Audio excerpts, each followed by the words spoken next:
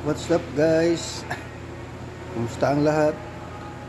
Welcome sa aking YouTube channel. Ito ay second day ng ating daily vlog. Ngayon ay break time natin guys.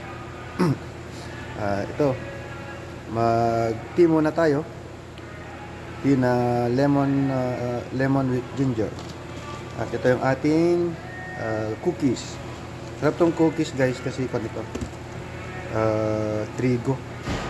Kaya wala siyang baking soda. Ayan guys, nabanggit ko nung nakaraan na nagawa din tayo ng vlog about sa cost of living dito sa Canada. While tayo ay nagmemeryenda, ay magkwentuhan tayo. Sarap. Dito ako sa work guys. Ito yung sa likod ko. Ang sasakyan niya nakalagay sa lifter. Yan. Ang guys, yung cost of living dito is talagang mataas. Kasi ilang bansa na napuntahan ko, Middle East, Africa, Dubai, Saudi, Libya, galing na rin ako dun. Iba talaga yung cost of living nito. Mataas ang cost of living sa Dubai. Pero sa mga tirahan lang, sa mga bahay. Pero ang pagkain is mura doon. Dito is lahat. Kasi unang-una, yung tax talaga yung malaki. Sa pagsahod mo pa lang guys, automatic nang tanggal yung tax mo. Dito sa Quebec, yung provincial tax saka federal tax is aabot siya ng halos 15% ng gross income mo. Hindi mo, laki. Kung sumahod ka ng $1,000, $150 na kaagad yung tax mo doon. $150. May mga additional pa yun, reduction. Gaya ng insurance, mga ganun.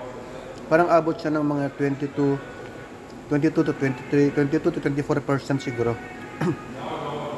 Yung bawas after ng sahod mo. Ngayon, ma-receive mo yung net sahod mo. So, let's say, 22% sa $1,000, meron ka pang 780. At least 780 ka na lang. O $770 sa isang linggo. 1 week yung sinasabi ko wala. Hindi ko na klaro. Kung tumasahod ka ng 1,000 weekly, well, di pa kasama dun yung bahay mo. Bahay, kuryente, telepono mo, transport mo, pagkain. So, let's say, 4,000 kamo na lang sa 1 month. 4 weeks kamo na lang. So, meron kang 7, mahina na yung utak ko guys. 7 times 4 2,800 3,000. So meron kang 3,080, tama ba?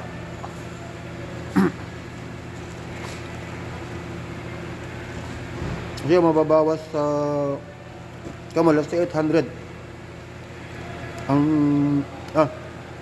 880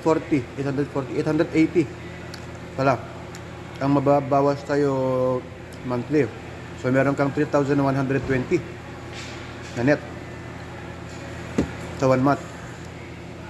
Ngayon, bahid mo ng bahay, let's say standard mga 500 to 600. Kung single ka, solo ka lang sabi natin 500 na lang. Kung hindi naman gano'n ka yung kasi dito medyo mura dito sa Quebec sabi natin 500.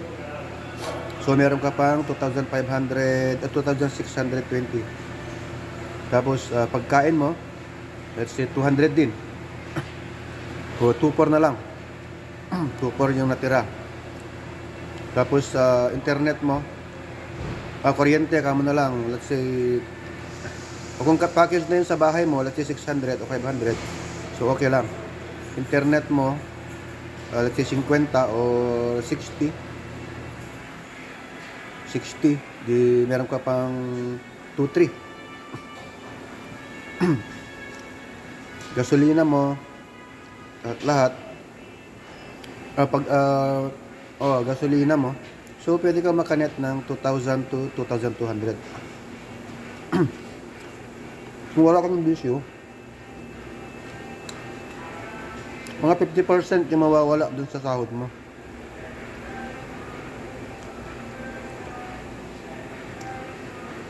Kasi dito guys, pag nag-grocery ka, lahat ng bibilhin mo, nagtatax din yun. Pababasan din ng tax. Kasi dito, bibili ka, magbebenta ka, may tax.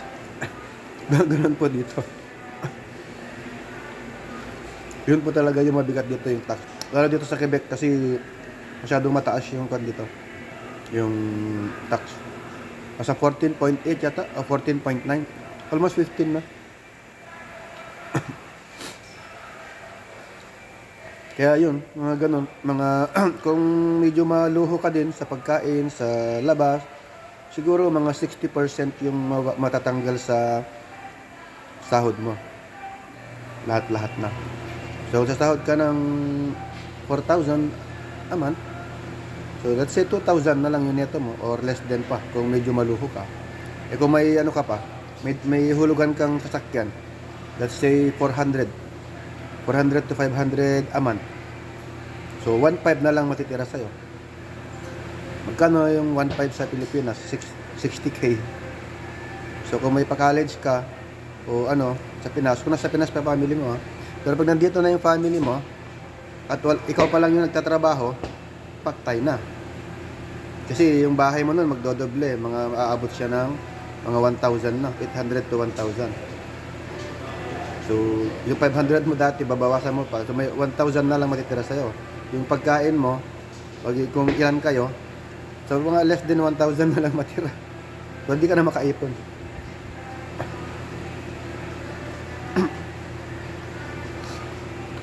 Okay, dito, kung nandito kayo dalawa magtrabaho, kung may asawa ka, at maliliit pa yung anak nyo, kasi libre naman yung school dito.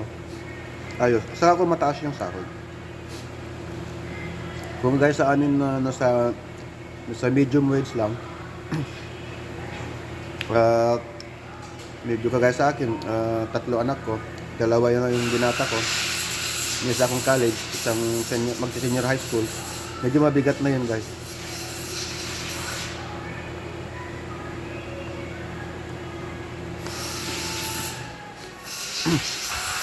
Gasolina dito, mahal din. Halos parehas sa atin. O mas mahal pa nga yata dito kaysa sa atin. Yung gas, medyo nagtrabaho na yung ano guys, medyo maingay.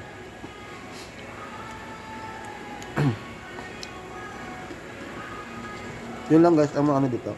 Masarap dito dahil basta masipag ka, lalo pag ano ka, PR ka or open visa ka, pwede ka magtrabaho ng hanggang gusto mo. Hanggang kaya ng katawan mo.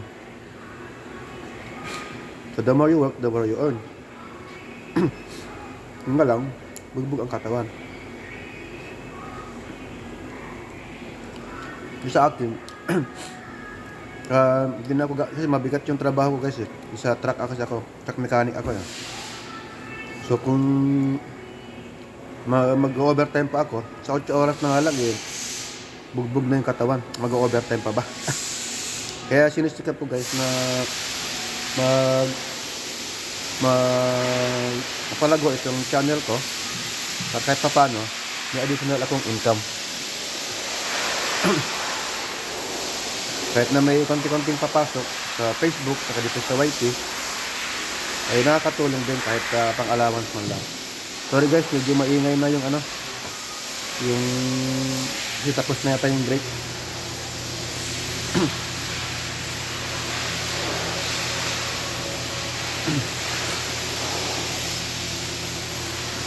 Yan guys, yan yung i-share ko. Tapos yung kasunod, i-share ko naman kung paano ako nakapunta dito sa Canada ng libre.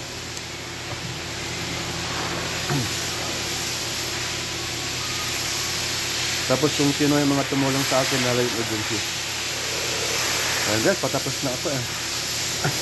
Sorry guys, medyo nag-ingay. Yan guys, maraming salamat sa panonood niyo sa aking daily vlog.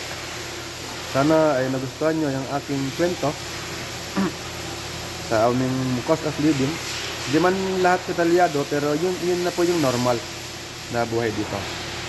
So, gastusin dito sa Canada.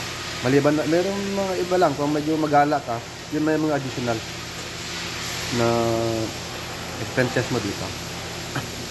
Yan guys, kung nagustuhan mo itong aking video, paki-thumbs up na lang, at kung hindi ka pa nakasubscribe sa aking channel, paki-subscribe na rin, at paki-click na rin yung notification bell para updated ka sa mga videos ko pa na darating.